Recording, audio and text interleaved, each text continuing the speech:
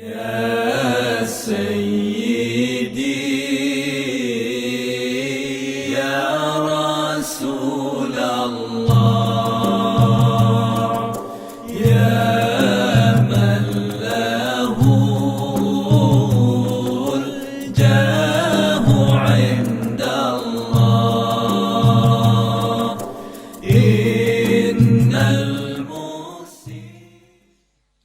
بسم الله والحمد لله والصلاة والسلام على رسول الله سيدنا مولانا محمد بن عبد الله وعلى آله وصحبه ومن والاه ولا حول ولا قوة إلا بالله. قال رسول الله صلى الله عليه وسلم طوبى لمن وجد في صحيفته استغفارا كثيرا خصلتان ليس فوقهما شيء من الخير حسن الظن بالله وحسن الظن بعباد الله وخصلتان ليس فوقهما شيء من الشر سوء الظن بالله وسوء الظن بعباد الله. Tuba beruntung liman wajada fi sahifatihi, bagi orang yang mendapatkan di sahifahnya. Sahifahnya buku catatan amal bagi dia yang dicatat oleh malaikat raqib dan atid. Dia mendapatkan nanti istighfaran katsira, yaitu istighfar yang banyak. Kan setiap ucapan manusia, setiap gerakan dicatat oleh raqib dan atid. Ternyata catatannya banyak istighfar. Orang yang banyak istighfar kepada Allah Subhanahu wa taala. Karena istighfar ini ibarat setip. Dicatat-catat kalau ada istighfar setip. Dosa-dosanya itu setip gitu. Kalau sudah sampai pahala berhenti. Istighfar lagi, dosa yang lainnya disetip lagi, sampai pahala berhenti. Terus begitu. Beruntung orang yang dia tadi itu mendapatkan buku catatan amalnya dia itu banyak istighfarnya. Kemudian Nabi SAW meneruskan khoslatan, ada dua perangai atau dua perkara. Laisa fawqahuma syai'un minal khair, tidak ada kebaikan yang mengungguli dua perkara ini. Enggak ada lagi. Ini kebaikan yang terunggul dua perkara ini. Karena itu jadikan ini adalah sifat kita dua perkara ini. Pertama yaitu husnudzan billah, husnudzan terhadap Allah. Yang kedua husnudzan bi ibadillah, husnudzan terhadap hamba Allah. Prasangka baik kepada Allah maksudnya adalah meyakini bahwa pilihan Allah lebih baik daripada pilihannya. Ketentuan dari Allah itu adalah lebih bagus dan manfaat bagi dirinya daripada selera hatinya. Gambarannya, Allah membuat seseorang misalnya sakit. Hendaknya dia husnudzan terhadap Allah. Aku sakit ini, mungkin Allah menghendaki, aku yakin, aku berprasangka baik kepada Tuhanku, Allah akan membuat aku orang yang bahagia nanti di akhirat. Sehingga nanti di sana aku tidak sakit karena diadab oleh Allah, karena sudah Allah berikan sakit ada di atas dunia. Bagus jadinya husnudzan terhadap Allah.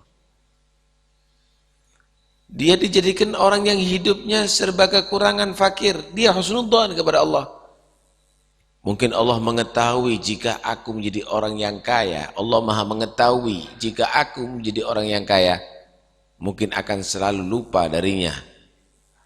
Mungkin aku akan bisa menjadi Fir'aun dan Qarun. Husnudzan terhadap Allah. Akhbiru la yarfa'un aswatahum.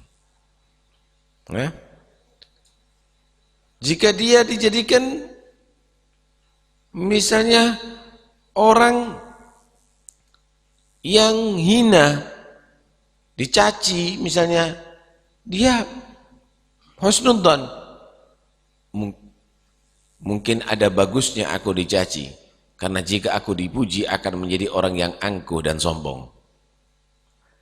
Husnudzon kepada Allah, sehingga tidak pernah mengeluh terhadap Tuhan, seakan-akan Tuhan itu jahat. Kenapa aku melarat terus, kenapa aku sakit, kenapa, tapi dia selalu berprasangka baik kepada Allah. Yang kedua yaitu husnudzon terhadap hamba Allah. Siapapun yang ia lihat, dia tidak merasa lebih baik daripada orang yang ia lihat, atau meremehkan orang yang lain. Husnudzon. Ada orang mencaci dia, malah dia menyatakan, alhamdulillah, dia berarti mengingatkan aku ya, menyebut-nyebut kejelekanku untuk aku tidak menjadi orang yang jelek. Terima kasih begitu. Atau dia menyatakan ini lagi emosi. Sebetulnya dia bukan benci kepada aku, tapi lagi emosi. Kasihan. Husnudzon terhadap hamba Allah.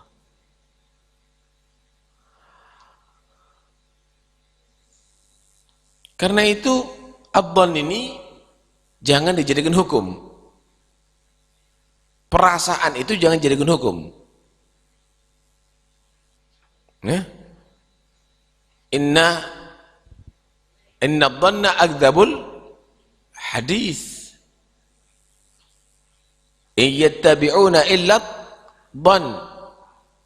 Mereka orang-orang kafir, mereka orang Yahud itu bukan mengikuti satu kepercayaan dan keyakinan, tapi hanya prasangka. Mungkin begini jadikan hukum, mungkin begitu jadikan hukum, mungkin terus.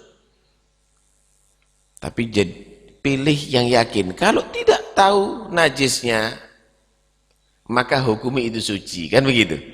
Kalau memang tidak tahu kejelekan seseorang, jangan kamu cap orang itu jelek. Mungkin begini dia, mungkin begitu. Kalau kita menganggap, waduh dikit-dikit orang, jangan-jangan ada najis, jangan-jangan ada najis, maka dikatakan orang itu was-was. Ini orang nggak waras. Atau ini orang sudah terlena dengan gangguan daripada syaitan. Begitu juga jika kita berprasangka jelek kepada semua orang di hadapan kita, ini orang nggak waras. Atau dia menjadi orang yang terperangkap dengan syaitan sehingga semua orang di sekitarnya dia adalah dianggap jelek. Nah, karena itu husnudzan terhadap hamba Allah itu adalah satu perkara kebaikan yang terunggul. Baik, nanti akan kita terangkan lagi. Wa khaslatan laisa fawqahuma syai'un minasyarr. Ada dua perkara perangai yang tidak ada melebihi daripada dua perkara ini, mengungguli daripada dua perkara ini daripada kejelekan. Yaitu suudzon terhadap Allah dan suudzon terhadap hamba Allah. Saya sudah minta terus sama Allah, kaya, kok nggak jadikan kaya? Berarti Allah sudah nggak ngereken lagi sama aku. Loh, nggak ngereken beneran tadi. Berarti Allah sudah benci kepada aku. Berarti Allah sudah tidak sayang lagi sama aku. Kenapa kok tetangga anak terus saya dapat rezeki, anak nggak dapat? Orang yang demikian sesuai dengan perasaannya terhadap Tuhannya, Allah akan benci kepada dia, Allah tidak merahmati dia.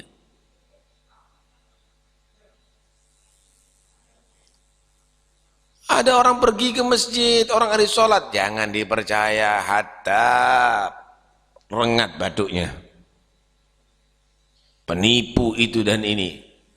Orang sudah berbuat baik, masih dicap jelek. Ini adalah karena kacamata hatinya negatif itu. Pandangannya selalu tidak bagus. Karena itu bersihkan hati. Sehingga menjadi orang husnudzon terhadap Allah dan husnudzon terhadap hamba Allah. Kembali kepada husnudzon terhadap Allah. Bukanlah termasuk bagian husnudzon kepada Allah kalau ada orang yang maksiat kemudian nggak takut. Maksiat kepada Allah, kemudian dia husnudzon, Allah akan ngampuni dosa anak, nggak ada masalah. Maksiat terus saja dah, nanti istighfar diampuni sama Allah, nanti wudhu diampuni sama Allah. Perhatikan, manusia itu harus mempunyai dua perkara untuk sampai kepada Allah, yaitu al-khauf dan ar-roja. Takut dan berharap. Ini harus ada. Cuma dalam kehidupan dunia, orang itu harus lebih mengedepankan al-khauf.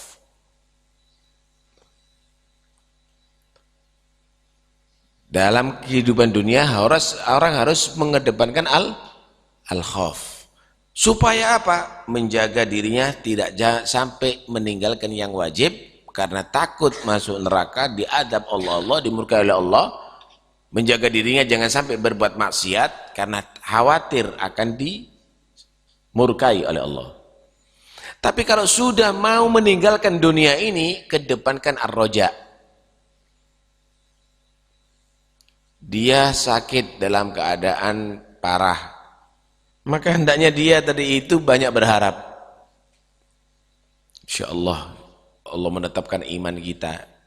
Saya yakin insya Allah akan mendapatkan syafaatnya Rasulullah. Allah itu maha rahmat. Kami akan istighfar selalu kepada Allah. Allah akan mengampuni dosa kami dan seterusnya. Ar-roja. Kenapa ar-roja itu adalah sangat manfaat nanti untuk seketika meninggalkan dunia ini. Karena semuanya harapan-harapan rahmat, harapan maaf daripada Allah, harapan masuk surga Allah, harapan perlindungan daripada Allah. Tapi kalau rojak toh yang ada di atas dunia, maksiat dosa besar, rojak, tidak apa-apa, tidak ada. Dia merasa khawatir, dia tidak merasa takut, ini nggak beres. Bahkan Allah itu memuji orang yang sekalipun ibadah masih takut kepadanya. Sholat masih takut sholatnya nggak diterima oleh Allah. Sedekah masih takut sedekahnya nggak diterima oleh Allah Subhanahu wa taala. Alladzina yu'tuna ma atau wa qulubuhum wajilah. Karena itu dalam kehidupan dunia lebih kedepankan al-khauf daripada ar-roja. Tapi jangan sampai al-khauf tadi itu menjadikan kamu putus asa dari rahmat Allah. Saking takutnya sampai stres. Ya ini tidak benar. Ada keseimbangan. Takut yang tidak sampai kamu tadi itu putus asa daripada rahmat Allah Subhanahu wa ta'ala. Roja harapan yang tidak sampai kamu tadi itu ngentengkan kamu daripada dosa dan bermaksiat kepada Allah Subhanahu wa ta'ala. Dua sayap ini harus ada. Ketika dua sayap tadi itu digerakkan, insya Allah naik ke atas. Begitulah al-khauf war-roja ini, ketika orang itu seimbang, maka insya Allah akan naik derajatnya di sisi Allah Subhanahu wa ta'ala. Dalam hadis Rasulullah sallallahu alaihi wasallam bersabda, la yamutanna ahadun illa wa huwa hasanudzan billah. Jangan sampai ada seorang yang mati di antara kamu kecuali menjadi orang husnudzan kepada Allah. Allah akan merahmati dia, Allah akan melindungi dia dan mengampuni dia. Ana inda dhanni abdi bi falyadun nabi masya. Aku ini Allah akan sesuai yang Allah putuskan dengan yang disangkakan oleh hambanya terhadap aku, kata dia. Maka terserah dia. Dia kalau menyangka baik, aku akan baik kepada dia. Dia menyangka jelek, maka aku pun Allah akan murka dan mengadab dia. Husnudzan terhadap hamba Allah. Ada perbedaan antara suudzon dan waspada. Hati-hati. Suudzon itu menvonis orang jelek.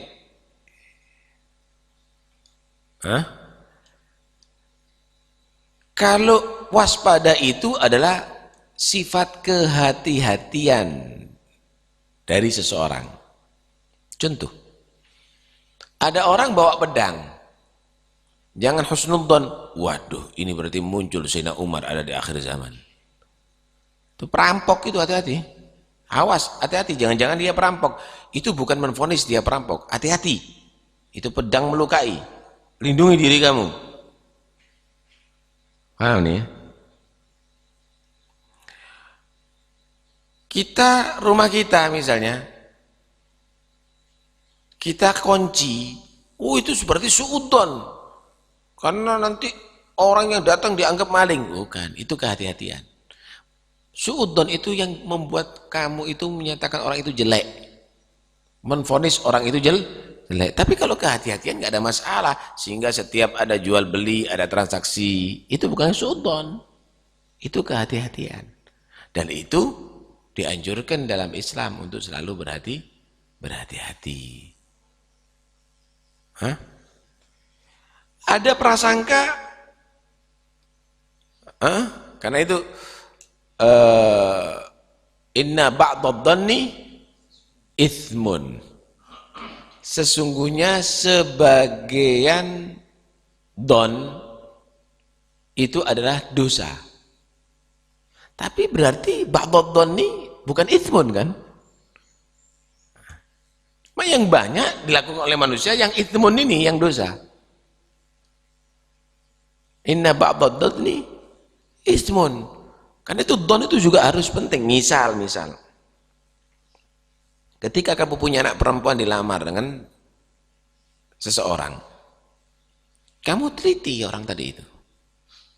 Ini bukan suudon. Aku khawatir anak ini pecandu narkoba. Aku khawatir anak ini dia tadi itu kumpulannya nggak benar. Diteliti, karena dia akan menjadi mantunya dia. Bagus. Nggak ada apa-apa. Ketika berurusan kerja, sebentar, dipelajari dulu orang ini. Bagaimana cara kerjanya, sembrono apa enggak, bagus apa enggak. Baik, itu tidak ada masalah. Ketika mau bermuamalah juga demikian. Ketika mau beli rumah, ntar mau lihat tetangganya ini bagus apa enggak. Bukan berarti wah itu suudon, bukan. Karena itu dalam setiap ada program jangan terlalu buka-bukaan. Karena bukan semua orang tadi itu merasa senang dengan keberhasilan kamu. Sehingga dikatakan apa?